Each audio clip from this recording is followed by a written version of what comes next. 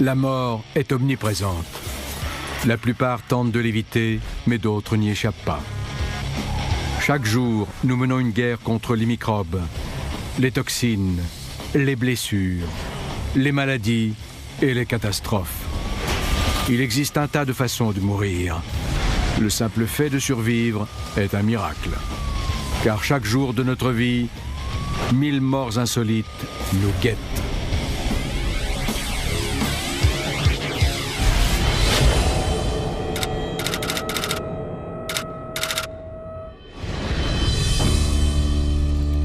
Cisco est en cavale. Il a braqué une banque à Missoula et se planque avec sa Harley dans les forêts du Montana. Il a maintenant assez d'argent pour réaliser son rêve, un nouveau labo de méthamphétamine. Il décide de fêter ça. Son bourbon bon marché n'a jamais été aussi bon. Oups! Avec son portrait placardé dans tout l'État, Cisco ne peut pas retourner en ville pour se ravitailler en boisson. Prêt à tout tenter pour se saouler, il se tourne vers sa compagne de toujours, sa Harley. Et en particulier son réservoir d'essence. L'essence est un mélange complexe. Il y a près d'une centaine d'hydrocarbures différents, dont le benzène et le toluène, deux composés très toxiques. Mais il y a aussi de l'éthanol. Cisco a entendu dire que l'éthanol n'est autre que de l'alcool. Il en déduit que si des voitures peuvent fonctionner à ce genre de gnôle, il peut très bien se mettre à l'envers avec l'essence de sa Harley. Mais il a tort. Quand on boit de l'essence, le seul effet que ça procure, c'est la mort. Si quelqu'un boit de l'essence pour ressentir les effets de l'éthanol, ce qu'il obtiendra à la place, ce sera probablement une réponse immédiate de l'estomac, comme un vomissement. Au lieu de voir des éléphants roses, c'est comme si un troupeau de pachydermes lui passait sur le ventre. Il finit par comprendre, l'essence est bonne pour les voitures, pas pour les gens. Braquer une banque? Mauvaise idée. Boire de l'essence? Encore pire. Vomir son eau de vie mortelle sur le feu de camp? La pire idée de sa vie. On peut se demander si tout ça a traversé l'esprit de Cisco au moment de réaliser la meilleure imitation de merguez de toute sa vie. Après tout, quelle importance? C'est un fabricant de méthamphétamine en moins dans la nature.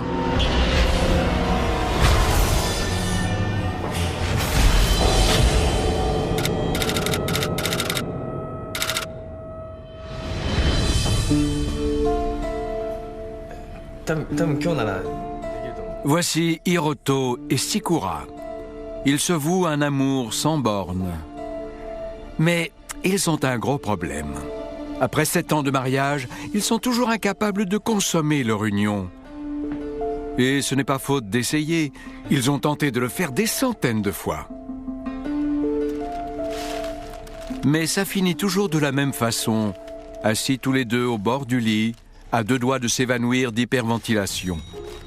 L'intensité de leurs sentiments effraie le jeune couple. Du coup, ils reportent sans cesse leur passage à l'acte. Quand des patients issus d'une culture sexuellement réprimée viennent me consulter, je commence toujours par leur conseiller des préliminaires très doux. Et au bout de 6 semaines, ils seront en mesure d'avoir des rapports sexuels. Mais le chemin est long. Ça ne se fait pas d'un seul coup. Santé. Santé. Un jour, Hiroto rentre du travail, enfin prêt à honorer sa douce Sikura. Après une bouteille d'alcool de prune, ils sont prêts à retenter leur chance. Merci, go.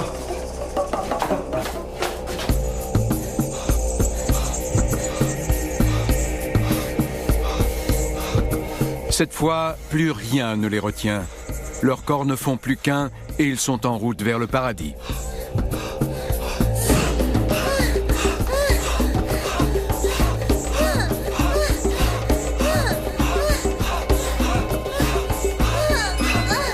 Hélas, ils en ont fait trop. trop rapidement. Le jeune couple se fige et perd connaissance. Ils meurent tous les deux d'une crise cardiaque dans leur lit conjugal. Ne pas avoir de rapport sexuel pendant des années peut avoir un effet négatif sur le cœur, parce qu'il n'y est pas habitué. Il faut développer son endurance.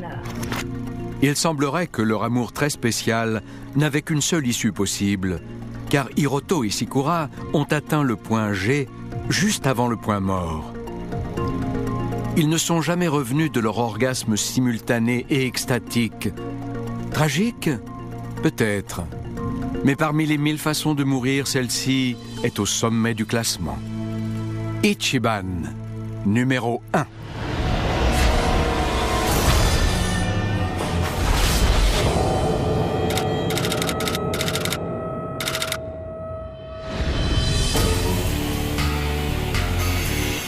Jake Basso est le métallurgiste idéal. Ponctuel, aimable et minutieux. Jake! Jake! Jake! Jake, ça va? Ça va, mec? Salut. T'as encore piqué du nez, t'étais dans les vapes, mais les yeux grands ouverts. Bon sang.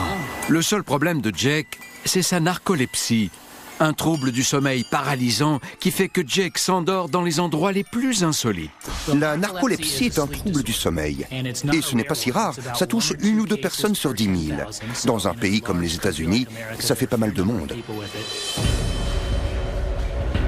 Un jour, Jake choisit le plus mauvais endroit pour sa crise de narcolepsie, le grand fourneau utilisé pour cuire lentement le revêtement de certains meubles.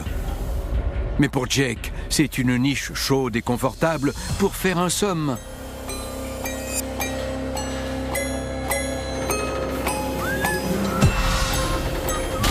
Son ami Manny ferme la grande porte sans se douter une seconde que Jake est à l'intérieur. Il règle le four à 320 degrés pendant 12 heures. Jake perd connaissance à cause des émanations de gaz du four avant que les vrais dégâts ne commencent.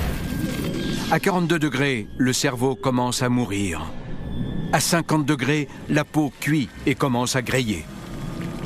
À 100 degrés, le sang entre en ébullition. Et à 300 degrés, le corps prend feu spontanément.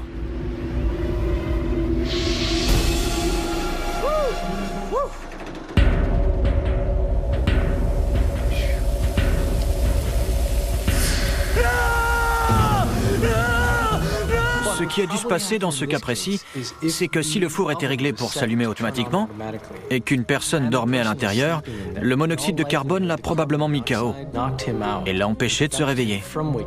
C'est certainement la raison pour laquelle il a péri dans ce four.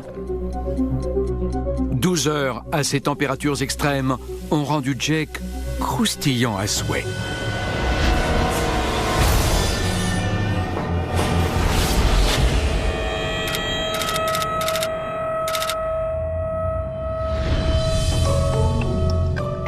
Darlene a un souci.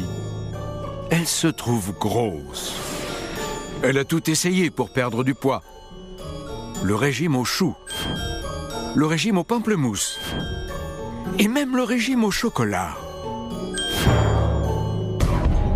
Rien ne marche. Jusqu'à... Je t'assure, Louise, j'ai trouvé un truc génial. J'ai avalé un ver solitaire. Le ver solitaire fait partie de ces vers qui sont exclusivement parasitaires. Habituellement, on le trouve sous sa forme adulte dans différents types de vertébrés, des reptiles aux mammifères. Darlene commande une larve de ver solitaire du Venezuela sur Internet. Elle l'avale et très vite, son nouvel ami s'installe confortablement dans son petit intestin et se nourrit de tout ce que Darlene ingurgite. C'est une bonne affaire.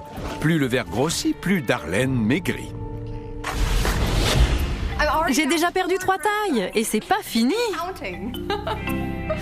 Tu devrais essayer.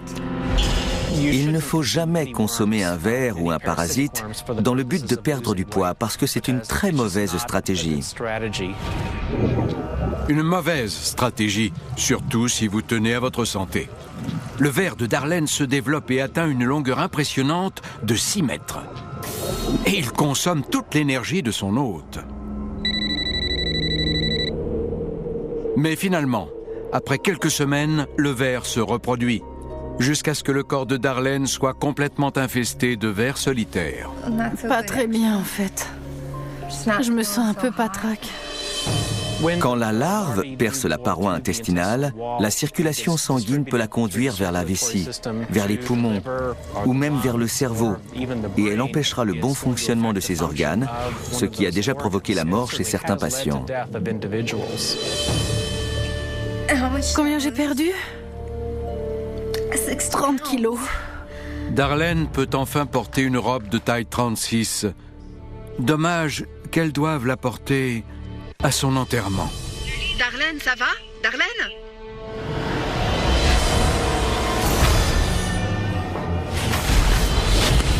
Dans un instant, le paintball version drive-by.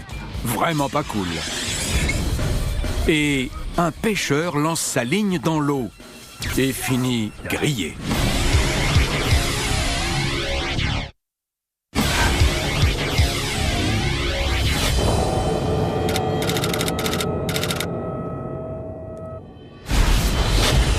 Luke et Mickey, les cancres du lycée, comptent sur une vidéo sur YouTube pour accéder à la gloire et à la célébrité.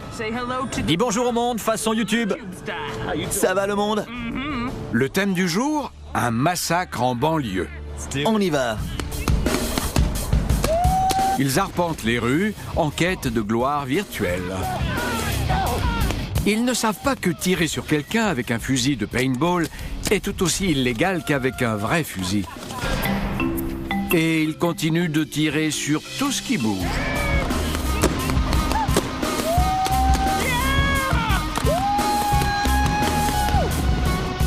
Attends, arrête-toi, t'as vu ça? Arrête-toi! Mais même l'arme la plus basique requiert un minimum de connaissances techniques. Regarde, ça te paraît normal? Le réservoir de CO2 bouge, il est mal fixé. Non, ces trucs sont conçus pour les idiots. Ces armes sont peut-être conçues pour les idiots, T'as pigé? mais pas pour des idiots de leur trempe. Tiens, J'ai pas envie que ça pète. ça va aller, tout va bien se passer. Leurs fusils chargés, ils reprennent leur fusillade de banlieue à la façon drive-by. Cible facile, pas vrai? Luke ajuste sa cible sans s'apercevoir que Mickey est aligné derrière son fusil.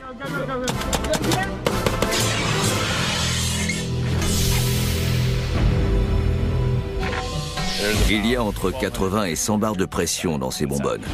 Chaque bonbonne a un pas de vis sur le dessus qui se visse dans le fusil. Beaucoup de gens ne vérifient jamais le pas de vis et il finit par s'user. Le pas de vis lâche, transformant la bonbonne en missile autopropulsé. Il s'écrase sur le larynx de Mickey à 320 km/h, brisant son cou frêle. Mickey, réveille-toi! Mickey, réveille-toi! Je t'en supplie! C'était peut-être un défaut technique. Ou alors, encore un mauvais coup du destin. Une chose est sûre, cette fusillade de banlieue est bien terminée. Mickey! Qu'est-ce que vous faites? Mais arrêtez, il est mort! J'ai besoin d'aide!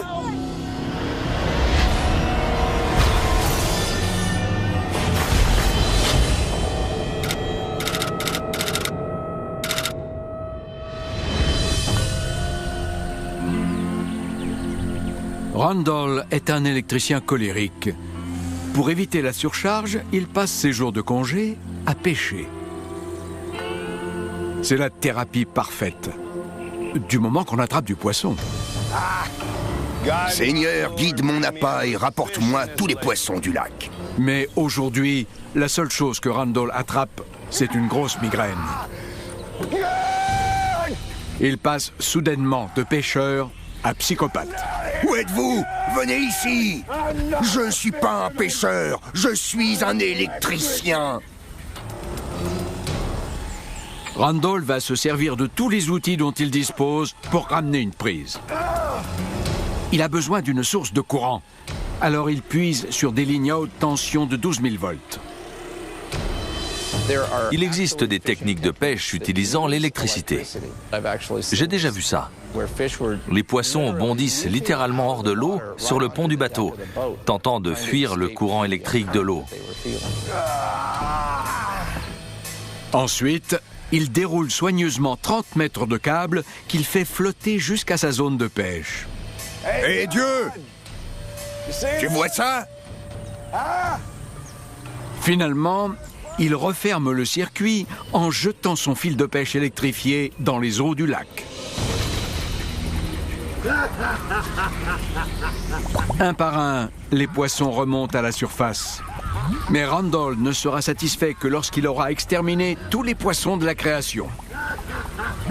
Tu vois ça, Dieu? T'as vu ce que tu m'as donné? Mais, comme souvent, tout ça était trop beau pour être vrai. La technique de pêche électrisante de Randall se retourne subitement contre lui. J'ai plus besoin d'un pas! J'ai plus...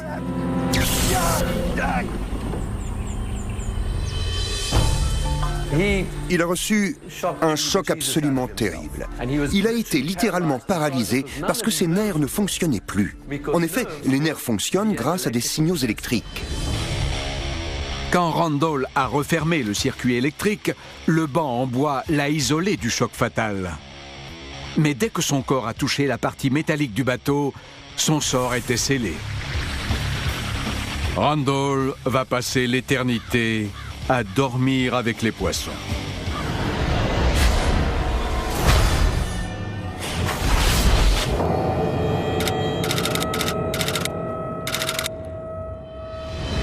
Prenons le petit déjeuner. Rien de tel pour commencer la journée. De la bière. Hank a une vie de rêve. Il a épousé une chirurgienne talentueuse qui gagne largement de quoi l'entretenir. Et s'il parvient à entretenir la flamme de son couple, il n'aura plus jamais à travailler de sa vie. Profite des fruits de son travail, d'accord? Bien sûr. Exactement. Je veux garder les fruits.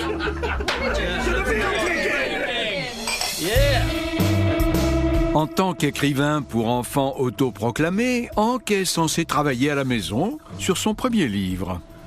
Faut que je vous dise un truc. Mais au lieu de cela, il passe ses journées à s'envoyer des bières avec ses potes et à inventer des excuses pour garder son train de vie. Ça y est, j'ai trouvé. Je vais t'attacher à l'arbre qui est devant.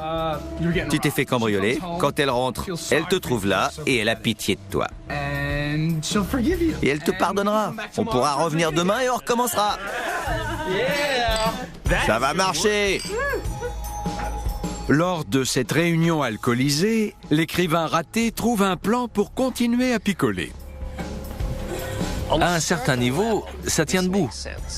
Vous prétendez vous être fait agresser, et ensuite, le traumatisme de l'agression est tellement important que votre épouse vous pardonnera. Bon. Hey, je te revaudrais ça, mec. Hank pense avoir une idée de génie. Ligoté de façon très crédible, il patiente avec le visage triste et un joli mensonge pour sa femme. Ça, c'est un plan qui me branche. Mais sa femme travaille tard sur une opération difficile. C'est pas bon, ça. Et alors que les minutes deviennent des heures, Hank découvre ce qui arrive aux gens qui se font crucifier. Si vous êtes suspendu à un arbre, votre capacité à respirer profondément est limitée, ce qui peut potentiellement provoquer une arythmie fatale. Son diaphragme commence à fatiguer. Sa respiration est de plus en plus faible, jusqu'à ce qu'il atteigne un état d'asphyxie. Surchargé, son cœur fait une arythmie et s'arrête de battre. Hank vient juste de mourir quand sa femme rentre. C'est dommage, parce que l'histoire qu'il lui avait concoctée était de loin son meilleur mensonge à ce jour.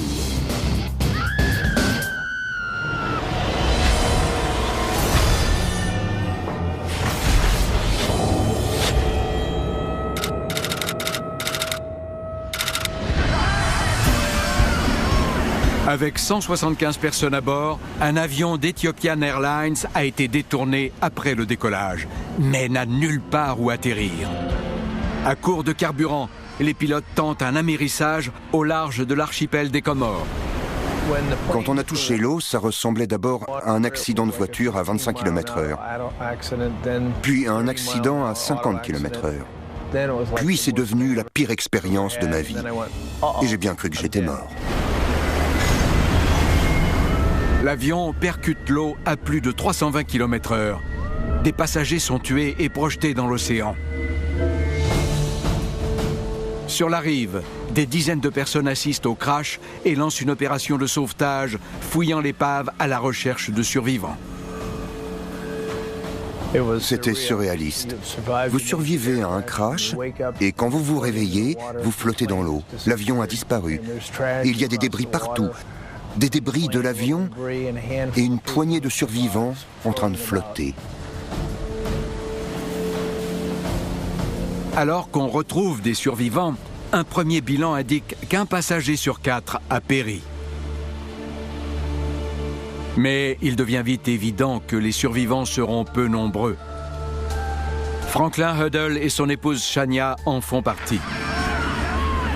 Je sais qu'en général, quand un gros avion s'abîme en mer, tout le monde meurt. C'était un 767 avec 175 personnes à bord. Normalement, en cas d'amérissage, ça tue tout le monde. Plus de 120 personnes ont été tuées ce jour-là. Pourquoi certaines ont survécu et d'autres non? Cela reste un mystère. Si on a survécu, c'est qu'on a dû recevoir un coup de pouce de celui qui donne des coups de pouce dans ce genre de cas. J'ai échappé à la mort.